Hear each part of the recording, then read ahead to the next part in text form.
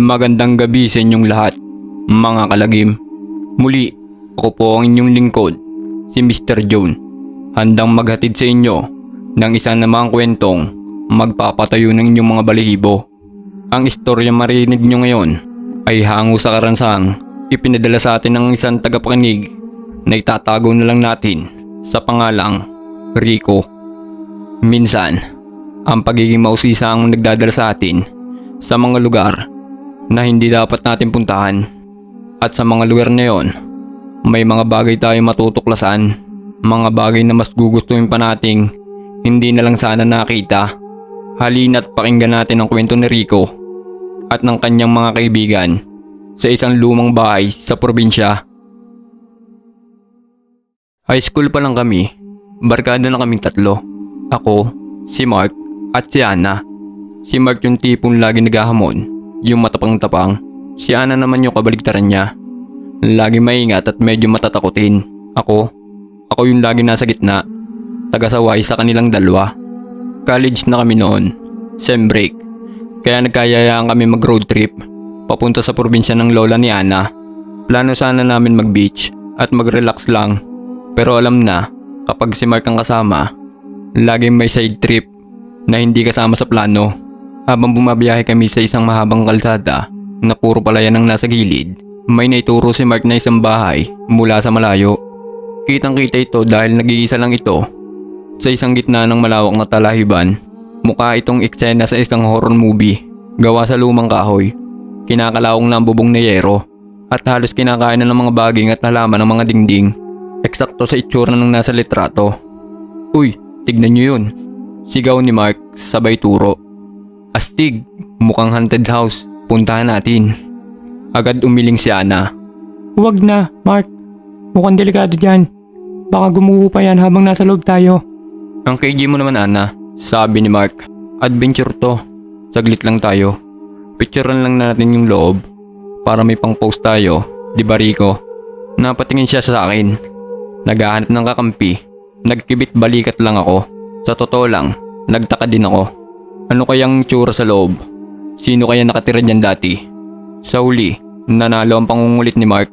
Itindabi namin ng sasakyan sa gilid ng kalsada at sinimulan naming lakarin ng masukal na daan papunta sa bahay.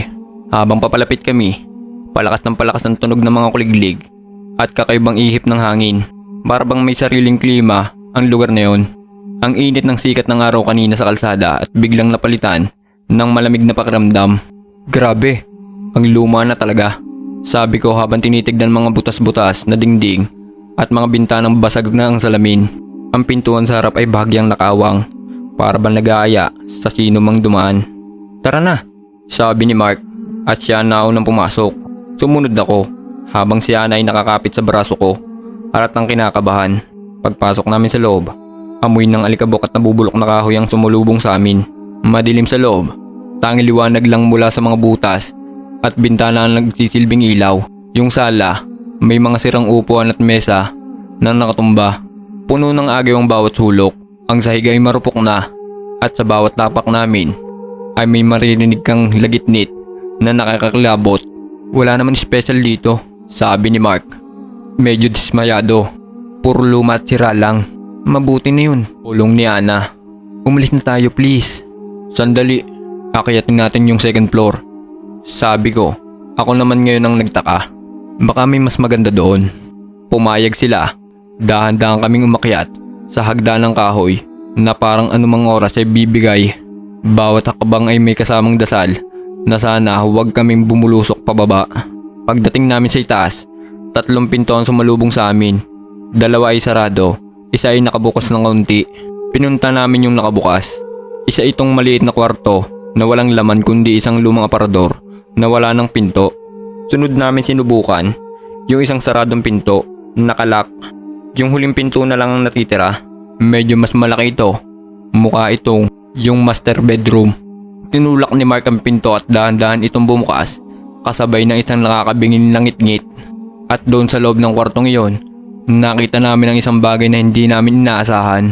Sa gitna ng kwartong puno ng alikabok, mga nakakalat na lumang papel at sirang gamit, may isang bagay na hindi nababaga. Isang rocking chair, isang tumba-tumba. Pero hindi ito ordinaryong tumba-tumba. Hindi ito luma. Hindi ito malikabok. Kulay puti ito. At para bang bagong-bago. At bagong pintura lang. Makintab pa ito sa kabila ng dilim ng kwarto. Wala kahit isang alikabok o agiw man lang. Malinis na malinis.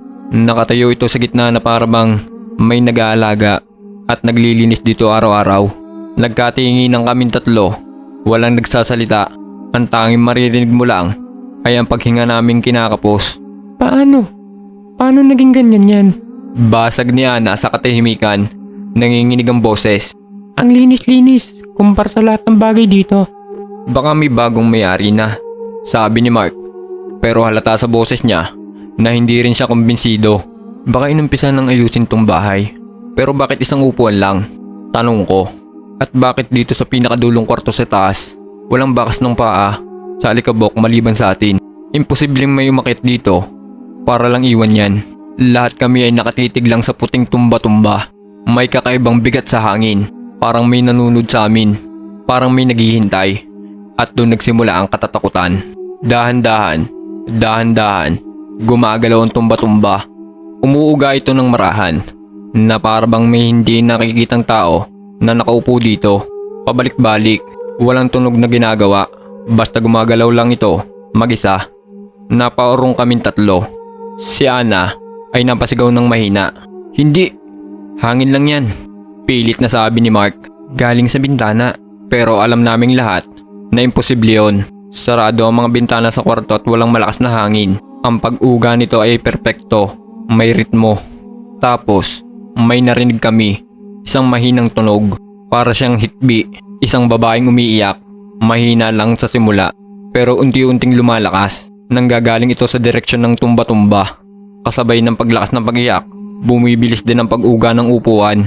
Pabilis ng pabilis, na para bang balisang balisa ang kung sino mang nakaupo doon. Tama na! Alis na tayo! Sigaw ni Ana, at doon kami natauhan. Tumalikod kami para tumakbo. Pero sa eksaktong sandaling iyon, biglang bumagsak ng malakas ang pinto ng kwarto. Nagsara ito. Napasigaw kaming lahat sa takot. Kinalampag ni Mark ang pinto pero ayaw bumukas. Ako naman, sinubukan kong buksan yung doorknob. Pero parang hinang ito. Sa likod namin, patuloy sa pag-uga ang upuan. At palakas ng palakas ang iyak. Parang iyak ng isang ina na nawala ng anak. Puno ng pigati at galit. Tulong! Buksan niyo to! Sigaw ni Mark habang paulit-ulit na sinisipa ang pinto niya. Nakatayo lang kami doon sa tapat ng pinto. Hindi gumagalaw. Pinapakiramdaman ng katahimikan. Baka sakaling tapos na. Pero mas malala pala ang kasunod. Isang malamig na boses ng babae ang bumulong mula sa likod namin. Direkta sa tenga ko. Saan? Ninyo. Dinalangan ako. Hindi ko napigilang sumigaw ako sa takot. At buong lakas kong sinipa ang pinto kasama si Mark. Sa wakas, pagkatapos ng ilang sipa, bumigay ang lumang kahoy. Bumagsak kami palabas ng kwarto. Hindi na kami lumingon pa. Nagtakbuhan kami pababa ng hagdan. Hindi na alintana kung masisira ba ito o hindi. Takbo lang kami ng takbo hanggang sa makalabas kami ng bahay. Dire-diretso kami sa kotse. At halos liparin na ni Mark ang pagmamaneo palayo sa lugar na yun. Walang nagsalita sa amin sa loob ng sasakyan. Lahat kami hinihingal at nanginginig sa takot. Pagdating namin sa bahay ng lola ni Ana, doon lang namin napag-usapan. Kinuwento namin sa lola niya ang nangyari. Sabi ng lola niya, matagal nang abandonado ang bahay na yun. May isang pamilya daw na nakatira doon dati. Isang araw, nawala ang bunsong anak nila. Hinanap nila ito kahit saan, pero hindi na ito nakita. Dahil sa matinding depresyon, nagpakamatay daw ang ina sa loob mismo ng kwarto kung saan namin nakita ang tumba-tumba. Yun daw ang paboritong upuan kung saan niya pinapatulog ang kanyang anak. Hanggang ngayon, dala-dala pa rin namin ang takot na yon. Hindi ko malilimutan ang imahe ng malinis na tumba-tumba sa gitna ng dumi at kalumaan.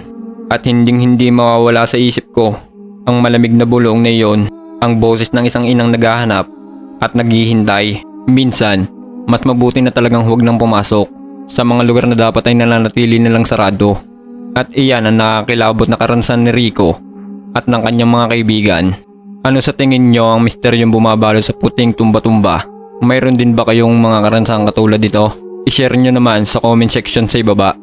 Kung nagustuhan ninyo ang kwentong ito, huwag kalimutang pindutin ang like button at mag-subscribe na rin sa ating channel ang alingaungaw ng lagim. At para laging kayong update sa mga bago nating kwento, i-click nyo na rin ang notification bell. Muli, ako si Mr. Joan, nagpapaalala na may mga bagay sa mundo na mas mabuting hindi na lang inuusisa. Hanggang sa susunod na kwento ng kababalaghan, mag-ingat kayo palagi. Maraming salamat sa inyong pakikinig.